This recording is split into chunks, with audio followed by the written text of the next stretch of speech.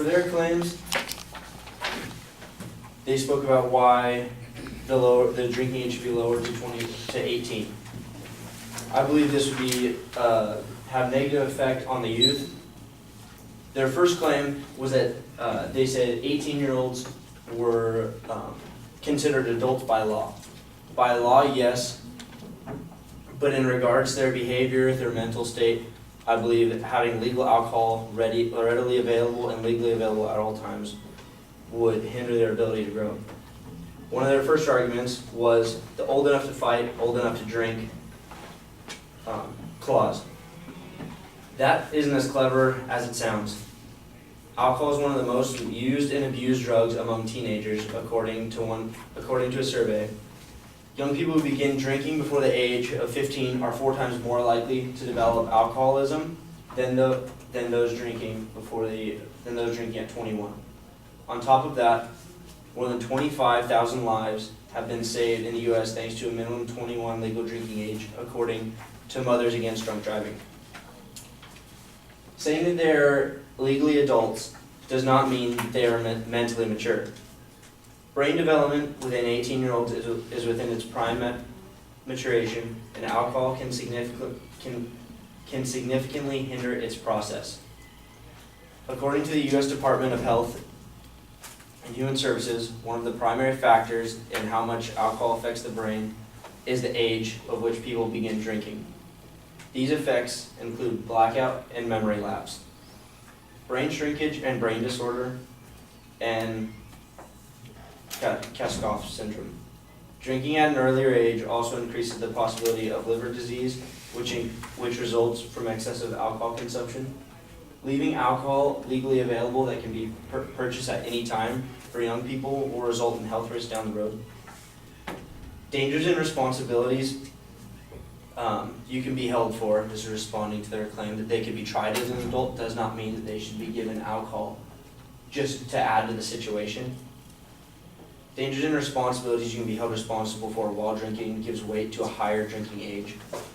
The right to drink should have a higher age of initiation because of dangers posed by drinking. Just because they're able to be tried as an adult does not mean that they should have alcohol to fuel the situation, their immaturity. And many rights in the United States are reserved just for people that are 21, including some just policies. For instance, most car companies, you cannot even rent a car until you're 25, and that is because of the dangers that come with driving. Having alcohol readily available to 18-year-olds, but yet they can't rent a car, that doesn't make much sense. A person cannot also legally have a handgun. That is because of the dangers that come with a concealed weapon. They can't adopt a child until age 21, and they can't run for president until age 35. Just because you're considered an adult by law does not mean that you should be able to drink and have all rights granted to you. They also brought up different cultures and how if you go to other countries, especially in Europe, that alcohol is served throughout a person's life. You aren't able to speculate whether you can't speculate their drinking habits in another country, which that's how they're raised, versus ours, by just simply lowering the drinking age, that people would begin less binge drinking and it would be less harmful. Also, they talked about economic benefits. This is also time. Wait, how much time? 3 minutes. Okay. They talked about economic benefits. 18 to 20-year-olds don't have much money. They're oftentimes still in high school when they begin drinking. They don't have a large portion of the economy to contribute. They also talked about the revenue from taxes that would come in, and they said they would use those taxes to produce classes and other information as to why people shouldn't drink because of the harmful effects. That doesn't lead to much revenue coming into the state or to the nation.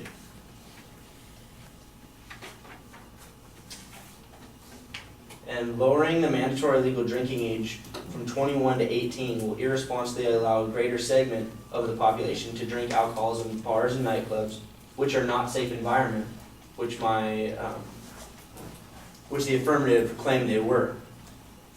76% of bars have sold alcohol to obviously intoxicated patrons, and about half of the drivers arrested for driving while intoxicated or killed as alcohol-involved drivers in traffic crashes did their drinking at licensed establishments.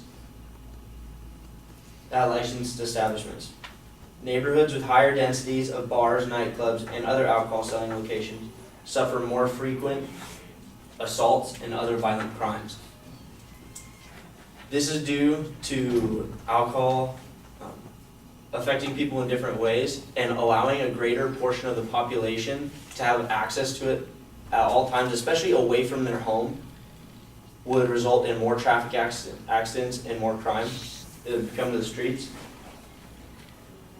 With an increase in revenue from a greater market to buy alcohol, again, they want to implement classes for 18-year-olds, which would spend money and cause further programs in the state to spend money on, which would either cut into the revenue that was being afforded by the new alcohol tax, or would deplete more of the state and the United States money.